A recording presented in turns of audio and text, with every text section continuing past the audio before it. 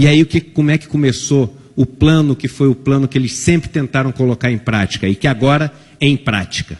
A gente começa fazendo o seguinte: para tirar o poder do Estado, temos que tirar a capacidade do Estado de investir. Porque quando o Estado investe, nós todos investimos. E nós todos temos direito, pelo menos em tese, a um pedaço do resultado dessa riqueza gerada. E como é que você impede o Estado de investir? Fazendo uma emenda constitucional 95, que proíbe durante 20 anos os investimentos do Estado. Ele não é um limite de gastos, a não ser que você não considere juros da dívida gasto. E aí, quando você impede o Estado de investir, a gente olha e fala o seguinte: mas e agora? Como é que a gente vai crescer? Se a gente precisa gerar riqueza para sobreviver, alguém tem que investir. Aí surge a iniciativa privada na mão de meia dúzia de pessoas e fala o seguinte: não se preocupem, eu vim para salvar vocês. Eu sou o salvador da pátria. Aí a gente fala: mas você investe? Aí eu invisto, eu gero empregos, eu gero crescimento, mas... E aí, assim como um sequestrador que assalta um banco e bota as pessoas de refém, ele começa com as exigências. Primeira exigência: eu quero que vocês passem uma reforma trabalhista. Aí eu começo a investir. O que é a reforma trabalhista se não diminuir o custo da mão de obra? É tão simples quanto isso. Você faz com que as pessoas possam trabalhar mais em condições diferentes, com menos poder de negociar o valor do seu trabalho, com menos poder de combater as ilegalidades que são feitas contra eles. O que acontece imediatamente com o preço da mão de obra? Cai. E para eles o preço da mão de obra é simplesmente mais uma das linhas da planilha de Excel, como tem aluguel, como tem o preço da luz, como tem o preço do algodão se ele faz uma camiseta. Não existe uma pessoa, um nome atrás daquele número. Há muito tempo nós deixamos de dar nomes aos bois.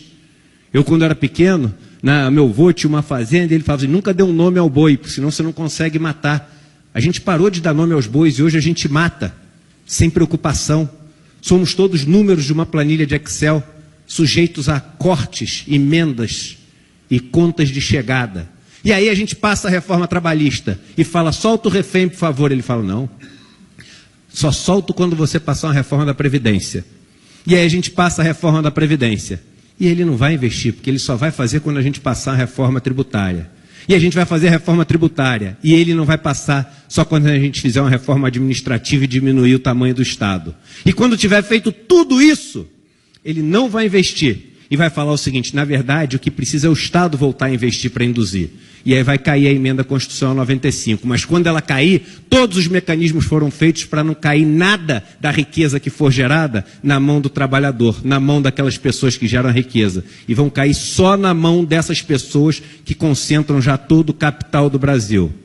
Num país como esse, não existe democracia, porque a verdade é que a meia dúzia de famílias que detêm esse poder econômico no Brasil, elas decidem qual a reforma da Previdência que vai passar, elas decidem qual a reforma tributária que vai passar, elas definem qual é a reforma administrativa que vai passar, mas tem uma diferença. Eu não votei em nenhum fabricante de cerveja, nem dono de banco, para ditar os caminhos da minha vida. A gente vota em deputados, em senadores, em governadores, em prefeitos, em pessoas que já não são representativos das pessoas que a gente vê na sociedade, mas pelo menos são eleitos pelo voto.